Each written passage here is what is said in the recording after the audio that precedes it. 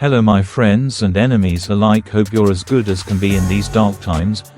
There will be a little recording attached at the end to allow you to hear for yourselves why I don't accept meaningless scripted insincere apologies from corporations, and especially from dishonest green square accord operatives, who in my experience are either corrupt or incompetent, and in this case semi-anonymous customer care specialist.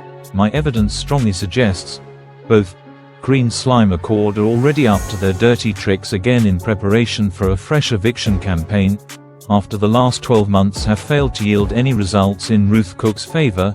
Let me introduce you to the latest highly trained customer care specialist dispatched to deceive me, named Paul. He has intentionally hid his last name to avoid liability, and after the misleading bullshit that he has just put half his name to, I am not surprised.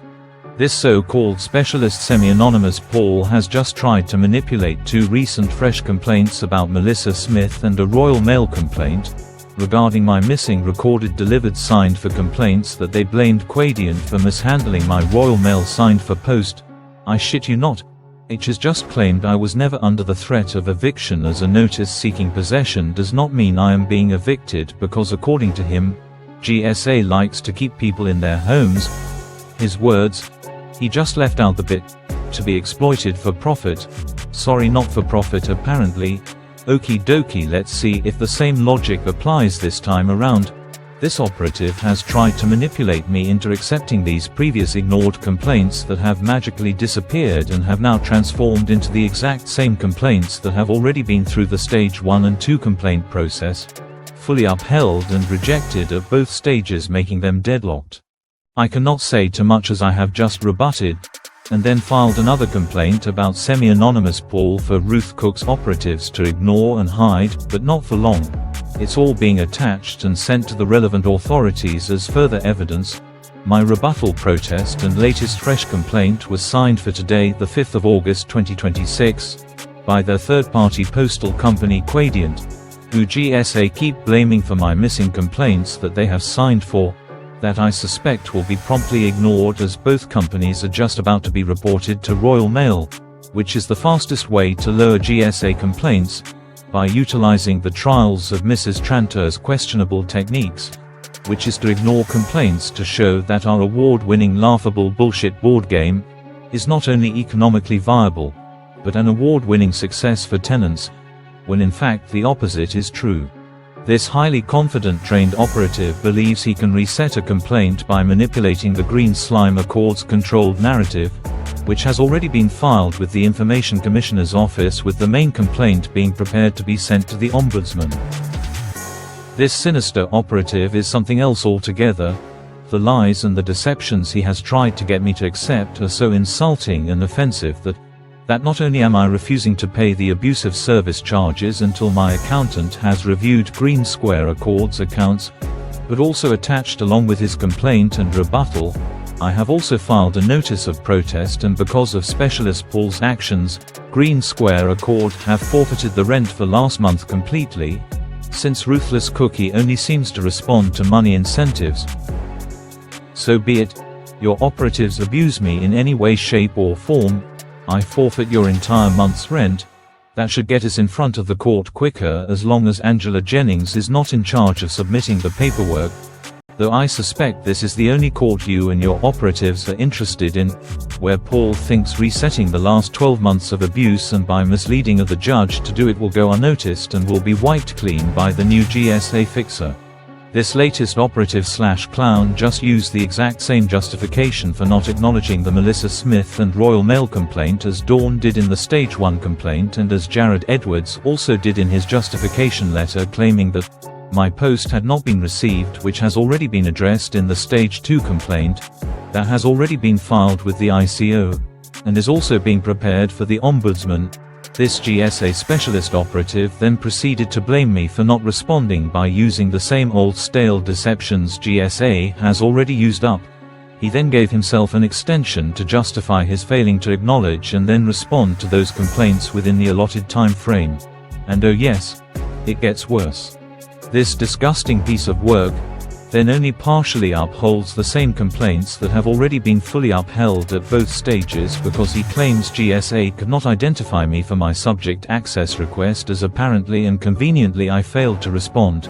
But he made sure not to mention the Section 22 notice once. Oh dear Paul, was that one too hard for the specialist to form any kind of a narrative? Such a convincing account from this sinister lying clown, the court will be thrilled, I'm sure. Who then further proceeds to justify his bullshit by offering me a third of the compensation that has already been awarded to me and which was also forced upon me, even though I rejected it at both stages, thereby allowing Green Slime Accord to deduct it from my alleged disputed rent arrears without my consent, whether I like it or not. 3 times makes a pattern. Once can be a one-off, twice could be a coincidence, but 3 times is a confirmed pattern, hence 3 separate kills to be a confirmed serial killer, or more subtly 3 kills before James Bond becomes a 00. That is a clear pattern of abuse as far as I am concerned, and your operative's deception will be attached to the evidence bundle that's already been filed with the ICO and the upcoming Ombudsman complaint, regardless whether Ruth Cooke CEO ignores it or not, as it was sent directly to her personally, though according to the Angela Jennings phone recording it could end up in Timbuktu. Time and time again pure failures, and yet Ruth Cooke magically rewarded for it. Questions raised in Parliament about the GSA way by disgusted MPs. Just look at the letter on screen I came across. Someone else my evidence bundle is going to. Ombudsman inquires. Pissed off MPs. Pissed of tenants. All falling on Mrs. Tranter's award-winning deaf ears.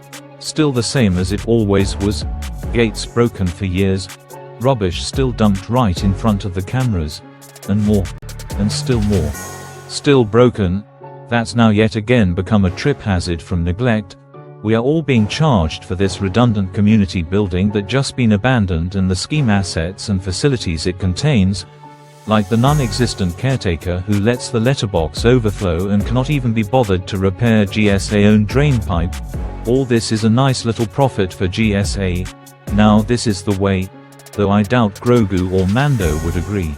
Nothing has changed or ever will unless you subscribe to the GSA money train with Ruth Cooke at the controls. They simply believe that they can control any narrative. Sorry ruthless cookie, you can't control this narrative, but it's not for the lack of trying. No doubt you shall be using lawfare again. Well, you know where I live when you're ready. If you don't already subscribe to Ben Jenkins of the Housing Sector podcast, please do. He is a true legend doing amazing work standing up to Ruth Cooke's blatant disregard for tenants, like myself, a persecuted man by GSA operatives. But regardless of the lawfare employed against him, has done more for tenants than any GSA operative or I could ever do. A great guy. Thank you mate for everything you do for us tenants. I have filed complaints with GSA about receiving insincere, meaningless scripted apologies, which are nothing more than a box-ticking exercise, with it going like this in most corporations' internal complaint process. Did we acknowledge the complaint? Tick. Did we acknowledge the complaint on time? Tick. Did we give an apology? Tick. Or in Green Square Accord's case, the ticks have changed from no to yes according to specialist Paul. Now you can hear for yourselves the reason that I do not accept any apology, especially from Green Square Accord operatives. Enjoy. So what's your response then when you won't engage with me about anything that you've said, and you won't let me log a complaint about your staff members?